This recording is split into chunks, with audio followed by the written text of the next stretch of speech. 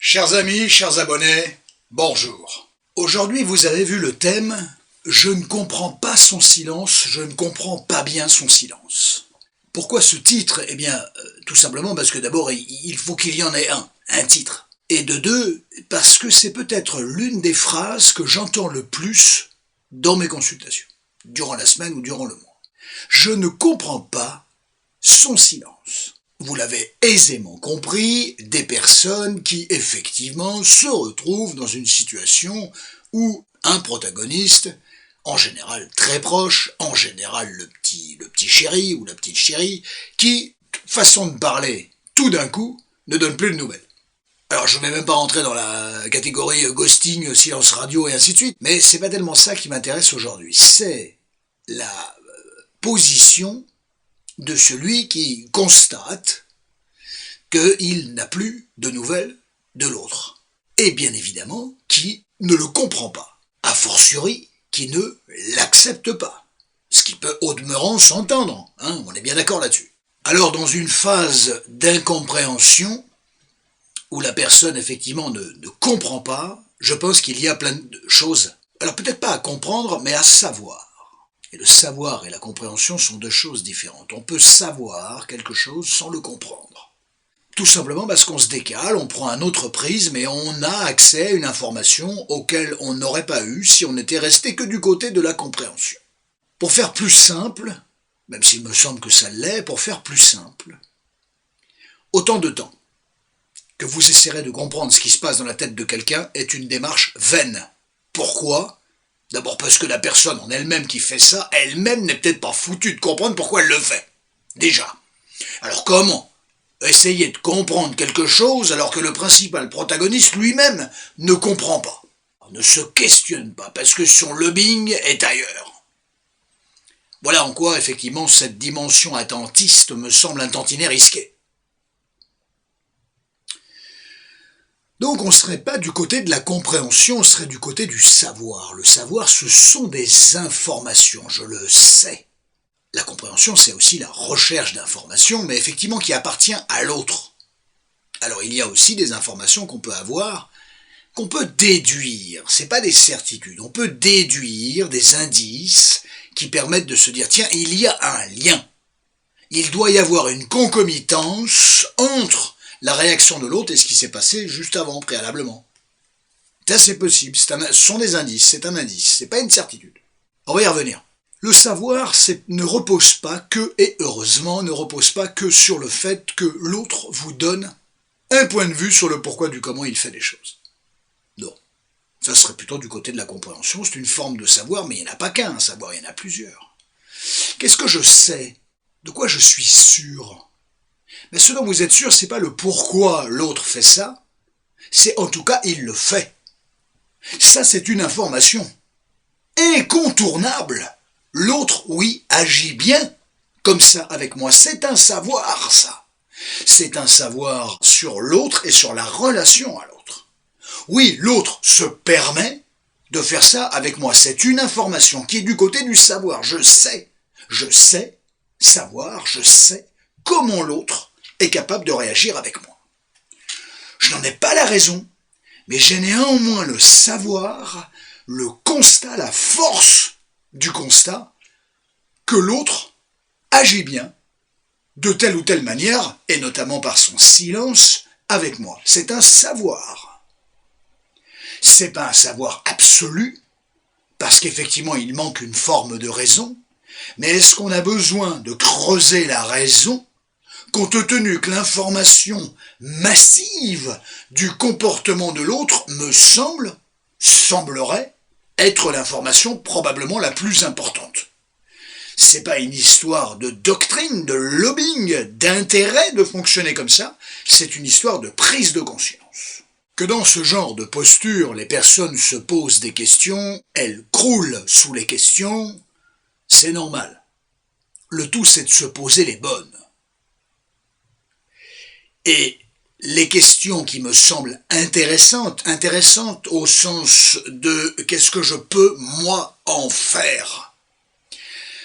Il y a des questions qu'on peut se poser dont la réponse appartient à l'autre et effectivement, vous pourrez toujours en faire quelque chose de ces réponses-là, mais en attendant ces réponses que vous n'aurez peut-être jamais d'ailleurs, effectivement, qu'est-ce que j'ai comme information à disposition dont je pourrais faire quelque chose? Et la situation en elle-même amène déjà des informations dont vous pourriez faire quelque chose. À quel degré le constat que je fais et qui me permet malheureusement de voir que l'autre peut allègrement se permettre de me laisser sans nouvelles pendant un certain laps de temps, alors reste à déterminer le laps de temps, une journée serait effectivement moindre que 3-4 jours, avisé d'une semaine, avisé de 15 jours à un mois, bien évidemment. Dans ce cas-là, ça change de terme, hein, là, effectivement, on rentre dans des notions de silence radio et de ghosting. À quel moment intervient cette notion de silence créée, produit par l'autre? Est-ce qu'effectivement, il n'y avait rien, tout allait bien? En apparence, méfiez-vous des apparences parfois. N'avez-vous pas mis de côté quelques signes avant-coureurs? Ça reste une grande, immensissime question. Donc parfois, il n'y a rien. Effectivement, il n'y a rien. Parfois, il y a eu une brouille. Une petite brouille. Alors qui pourrait sembler responsable? De toute manière, celui qui fera le silence, il estimera toujours que c'est l'autre qui est responsable. Oui, mais c'est pas parce que cette personne fait le silence et qu'elle estime que c'est vous qui contreveniez, qui avez écorché, écorné la relation, que vous êtes responsable, qu'il a forcément raison de le penser. Il, l'autre, homme, femme, peu importe. Donc, même si l'autre le pense, ça ne veut pas dire qu'il a raison. On va avoir besoin de votre jugeote, de votre regard, du regard que vous portez sur les choses. Indépendamment de l'affect, c'est très compliqué. Quand un mec vous manque ou quand une nana vous manque, je peux vous garantir que raisonner, de se dire « mais j'y suis pour rien », c'est vite recouvert par un tsunami émotionnel. Est-ce du désintérêt? C'est une hypothèse. C'est une hypothèse tout à fait intéressante, plausible. Est-ce une sanction? Tu n'as pas fait, tu ne t'es pas comporté comme je le voulais. C'est un moyen de vous infantiliser un peu, c'est un moyen de vous sanctionner, c'est un moyen de montrer que la personne n'est pas contente du tout, alors peut-être parce que vous avez fait quelque chose qui était répréhensible, ça reste à déterminer, tout ça se déterminera dans la casuistique. Vous êtes au courant de tout ça, pouvez-vous aussi estimer que vous n'avez rien fait de mal entre guillemets bien sûr, attention, c'est peut-être beaucoup plus complexe que ça. Est-ce que vous avez pris tous les paramètres en ligne de compte quand vous vous êtes positionné de telle ou telle manière? Vous pouvez estimer de manière cavalière, façon de parler cavalière, que, pas de souci, attention, compte tenu des caractéristiques de l'autre, peut-être, je dis bien peut-être, souci. Et oui, c'est toute l'alchimie des relations humaines, de caractéristique à caractéristique, de ce que l'on prend, de ce que l'on croit prendre en ligne de compte concernant l'autre, mais à quel degré? On en a la lecture, qui n'est pas que la lecture univoque, la lecture subjective, égocentrée, qui pourrait être susceptible de nous, façon de parler, pour englober tout le monde, nous arranger, nous. Et ça se pose, ça se pose. La question, le prisme, l'interrogation. Est-ce qu'on prend en compte tous les paramètres émanant de la personne de l'autre? À ne pas négliger. Bon nombre d'êtres humains estiment que oui, mais on peut questionner ce oui, et on constatera qu'effectivement tout n'est pas pris comme il serait souhaitable effectivement de le prendre. Mais ça c'est le problème de l'intersubjectivité, de la subjectivité, c'est compliqué de faire avec soi-même et tout ce qui peut représenter un être humain, et auquel on va ajouter les caractéristiques de l'autre. C'est un exercice extrêmement complexe, les relations humaines est un exercice, un rôle de composition extrêmement complexe, fragile, précaire. Une précarité, une fragilité à surveiller pour éviter effectivement que ça claudique, aviser que ça se casse la gueule. L'autre peut très bien prévenir qu'il fait un silence. C'est toujours une information intéressante. Il peut même donner un laps de temps. Dans ce cas-là, il faut respecter, me semble-t-il. Ça ne vous empêche pas de donner votre point de vue, hein, on est bien d'accord, mais il me semble souhaitable de respecter effectivement cette demande de silence, ce besoin finalement de retrouver un certain confort et peut-être pas de se murer dans le silence, mais effectivement de ne pas communiquer à ce moment-là. Ça peut être intéressant parce que tout simplement la personne le sollicite.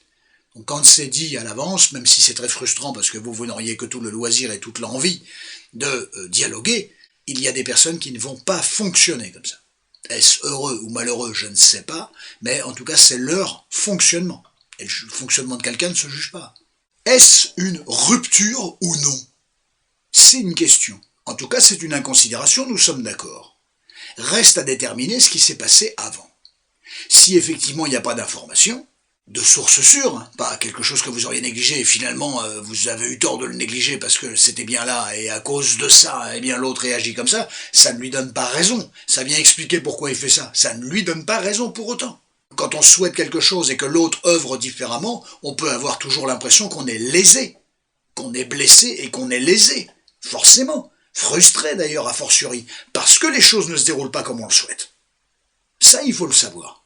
La relation à l'autre oblige, parfois, à dépasser ça, à repérer ça et à le dépasser. Quid de l'adaptabilité à l'autre? Pas en mode « comment je voudrais que ça se déroule », mais en mode non seulement comment je voudrais que ça se déroule moi, mais comment l'autre voudrait aussi que ça se déroule, sans tomber dans des pièges, bien évidemment, de quelqu'un qui souhaiterait un registre exclusivement égocentré, égocentrique, avec il faut que ça aille dans son sens à lui ou à elle, et à la limite votre intérêt est devenu extrêmement secondaire. Hein. Ce serait un déséquilibre relationnel. Donc une relation de couple, une relation tout court, sans être couple, une relation entre deux personnes, effectivement, elle vient poser tout ça.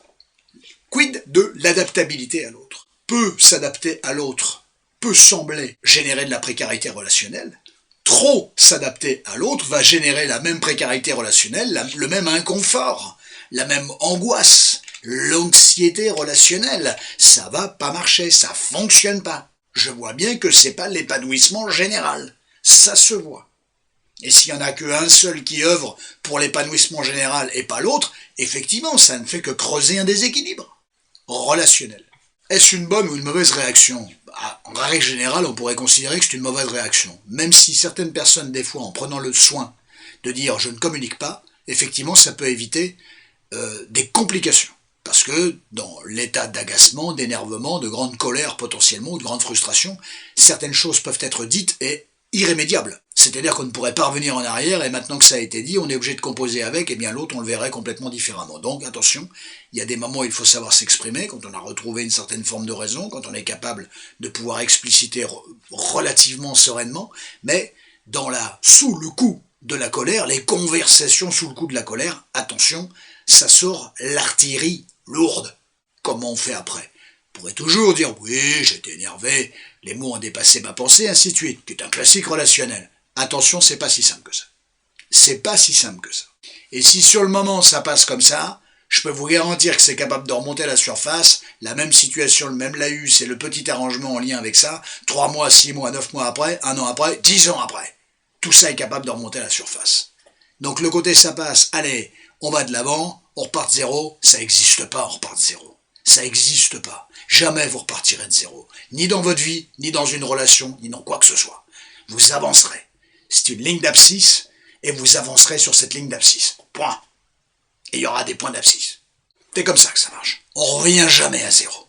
Et j'ai envie de dire tant mieux, parce que ça veut dire que l'expérience que tu as emmagasinée, sur ta ligne d'abscisse, là, sur ta demi-droite, fondamentalement, ça veut dire que, allez hop, on repart à zéro. T'as pas le capital, tu l'as perdu en route. Non. C'est une métaphore, les amis, c'est une image, un tantinet mathématique, je vous l'accorde, mais attention effectivement à ce genre de choses. Ne cherchez pas à revenir à zéro. Il n'y a rien de pire que de revenir à zéro. Non, on est à la case X, on est au point d'abscisse X, Y, Z, W, peu importe, A, B, C, mais qu'est-ce qu'on garde du cheminement du point 0 jusqu'au point d'abscisse sur lequel on est arrivé? Pourquoi point d'abscisse? Parce que c'est sur une ligne d'abscisse. Bon, je ne vais pas vous embêter avec ça. Vous avez les ordonnées, vous vous souvenez aussi des ordonnées. Hein, c'est ce qui est vertical. Voilà. La ligne d'abscisse, c'est toujours une horizontale. C'est une horizontale, c'est comme ça qu'on l'appelle. Donc il y a des croisements. On croise l'autre d'ailleurs, qui pourrait représenter peut-être la ligne d'ordonnée. Il y aura des points d'abscisse et des points d'ordonnée. Et on pourra faire des tracés. Enfin bref, on peut en faire des choses. C'est une image très utile, je pense. T'es en panique? Ben oui, je comprends. Je comprends. Mais il faut retrouver raison, et particulièrement dans ce genre de moment. Vous allez laisser faire ça? Vous constatez que quelqu'un met 5 jours à répondre à un message? Certes, l'a vu peut-être sur son fil, sur son téléphone, mais ne prend pas soin d'ouvrir ce message WhatsApp notamment, ou autre, et donc il reste grisé et non pas bleuté, et vous allez laisser faire ça? sauf raison légitime, grosse brouille, grosse embrouille, attention à ça. Évidemment que les dépendants affectifs ont une souffrance surmultipliée puisqu'ils sont dépendants. C'est le propre d'une addiction, ils sont dépendants de l'autre, l'objet que représente l'autre. N'oubliez pas que l'addict, il est toujours dépendant d'un objet. Vous avez suffisamment d'informations en l'état. Et de toute manière, rarement vous trouverez le protagoniste qui va arriver, qui va vous expliquer pourquoi il a fait ça, rarement. Ou alors il va se victimiser en disant j'ai fait ça parce que tu l'as bien mérité, parce que ceci, parce que cela. Ça ne veut pas dire qu'il aura raison. Ça, j'insiste bien là-dessus. Ne lui donnez pas raison, ayez votre propre bon sens. Après, vous pouvez très bien ne pas être d'accord sur une situation, ça s'appelle les relations humaines, ça. Vous pouvez très bien ne pas être d'accord sur une situation. Il s'est passé ça, moi j'ai ressenti ça, ah tiens c'est marrant, moi j'ai ressenti autre chose. Très bien, les relations humaines. Et donc moi j'en ai déduit que, ah bah tiens c'est bizarre, moi j'en ai déduit que. La déduction n'est pas la même. Les relations humaines, bienvenue dans la complexité des relations humaines. Bienvenue. On fait quoi ?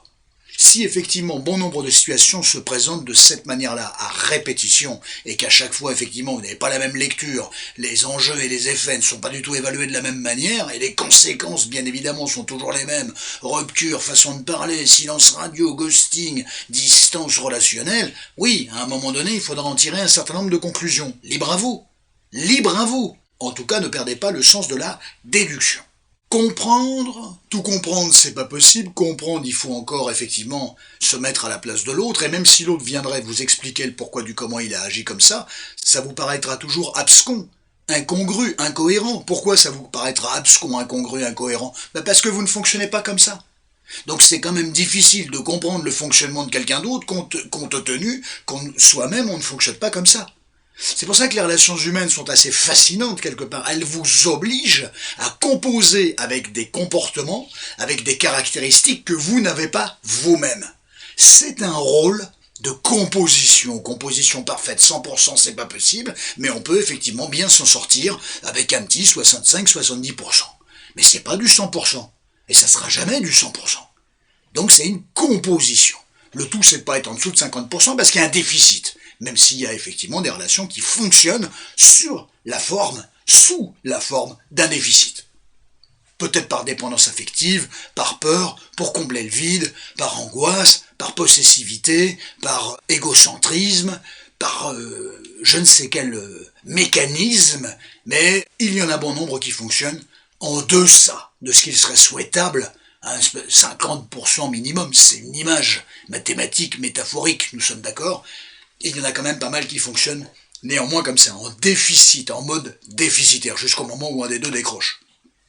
Bien souvent avec perte et fracas. Ceux qui ont horreur du vide, et qui l'ont peut-être d'ailleurs connu, n'oubliez pas que, ou apprenez que si vous avez déjà connu des moments de vide, de manque, effectivement une situation comme celle-là est catastrophique, cataclysmique, puisque ça réactive ce que vous avez connu. Inutile de vous dire aussi, puisque je suis volubile sur le sujet aujourd'hui, profitez-en, que quelqu'un qui effectivement ne s'exprime pas, ne s'exprime plus, certes effectivement ne vous considère pas, vous sanctionne, et effectivement ça réactive aussi peut-être un protagoniste très proche, quand vous étiez jeune, qui pouvait avoir tendance à fonctionner de cette manière-là.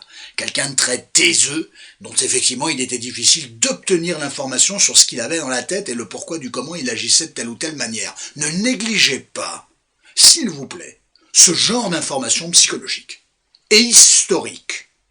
Mais l'historique génère toujours une trace psychologique et des caractéristiques psychologiques. C'est le propre de la structure. Vous avez une structure X, Y, Z, W comme ça par hasard. Non, ça va être le fruit, effectivement, d'une élaboration au quotidien, et c'est ça qui va fonder, formater votre structure. Névrose, psychose, perversion. Et à limite, a fortiori, pour les grands partisans de Bergeret. Entre autres, parce que là, je pourrais les notions de structure, je pourrais vous en faire des heures et des heures là-dessus. Et si l'autre revient, qui est votre grand rêve, l'autre, homme-femme, peu importe, vous faites quoi? Comme si de rien n'était? Vous vous confondez en excuses, trop contente que l'autre effectivement soit revenu? Ça me paraît hyper risqué. Et d'une, ça donne raison à l'autre, et ça vient surtout lui dire qu'il peut se permettre d'agir comme ça avec vous, puisque finalement il vous récupère en 2 temps 3 mouvements. L'enjeu, c'est pas l'autre, vous êtes tourné vers l'autre. Même si probablement vous l'avez vécu dramatiquement, c'est aussi une forme de lâcher prise, parce que là vous ne détenez rien. Vous n'avez rien dans les mains. Donc forcément, c'est l'autre qui a tout. Et ça, pour ceux qui sont plutôt des contrôlants, et il y en a quand même un sacré paquet, je peux vous garantir qu'ils sont doublement 5 fois plus en souffrance. Parce que là, il ne contrôle rien. La situation leur échappe totalement. C'est ce qui rend la situation cauchemardesque. La frustration, je voudrais telle chose, que l'autre me parle, me considère, est fondamentalement pour constater que ce n'est pas le cas. Je vous ai renvoyé vers votre histoire tout à l'heure. Oui, à quel degré vous l'avez peut-être déjà connu dans votre histoire, vous auriez aimé avoir de la considération et vous ne l'avez pas eu. Vous croyez que ça a disparu tout ça? Absolument pas. Et une situation comme celle-là, qui n'est pas un copier-coller parfait, est tout à fait susceptible de venir produire ce genre de phénomène, ce genre de répétition, sans que vous vous en rendiez compte, bien évidemment. Un retour de sa part, ou au bout d'un moment, vous-même qui commencez à en avoir marre, tout ça, ça mérite revendication à mon avis. L'air de dire les choses ne peuvent pas se dérouler comme ça serait trop simple. Bien sûr, si vous êtes fondamentalement amoureux et dépendant, il y a le risque de compliquer encore plus les choses et que l'autre finalement s'en serve pour dire « j'arrête ». Vous voulez savoir avec qui vous êtes? Vous voulez connaître votre partenaire réellement? Si vous avez 6 mois, 1 an, 2 ans, 5 ans, 10 ans de plus à faire avec lui, vous avez envie de savoir comment il fonctionne ou pas? Ou c'est juste d'avoir la personne à votre côté qui vous intéresse? Moi, je pense que vous avez tout intérêt à revendiquer. Pourquoi? Non pas pour emmerder le monde, non, ça vous intéresse pas, c'est pas votre caractéristique, ça. Enfin, j'espère pour vous. C'est tout simplement pour donner votre point de vue, pour dire ce que vous en pensez. Si effectivement vous êtes privé de votre capacité à vous positionner, à dire ce qui vous plaît ou ce qui vous plaît pas, ce qui vous a pas plu, ce que vous ne comprenez ou comprenez pas, parce que l'autre vous en empêche finalement, à quel degré vous pouvez obtenir une forme d'épanouissement? Allez-y, réfléchissez ou répondez-moi, enfin au travers de votre écran bien évidemment. C'est pas possible, c'est tronqué, c'est un rapport tronqué. On peut être bien quand on a son mot à dire. Ça ne veut pas dire qu'on a raison et qu'on va être entendu. Mais au moins, vous avez la possibilité de dire un mot, et puis l'autre ne va pas s'en servir pour dire « Oh là là, tu m'as fait ça, c'est de ta faute, j'enfonce le clou. » Et là, cette fois-ci, le silence radio est définitif. Ça s'appelle une menace, et normalement, on ne réagit pas à la menace. À partir du moment où il y a la menace dans un couple, croyez-moi, ce couple, il est déjà sacrément, peut-être pas en danger, mais il claudique sérieusement. Il boite sérieusement. Si vous laissez passer, je peux l'entendre, je peux le comprendre. Après, je vous explique. Ne vous étonnez pas. Si vous laissez passer, et que, comme si de rien n'était, trop content que l'autre soit revenu vers vous, peu importe la raison, si vous vous excusez de choses que vous n'avez pas commises, ça c'est une des grandes spécialités de l'être humain aussi, ça, voilà, eh bien, ne vous étonnez pas que ça recommence. Je comprendrai ce que vous vivez, ce que vous ressentez, mais ne vous étonnez pas que ça recommence malheureusement. Qu'est-ce qui compte le plus? Être avec quelqu'un, c'est tout.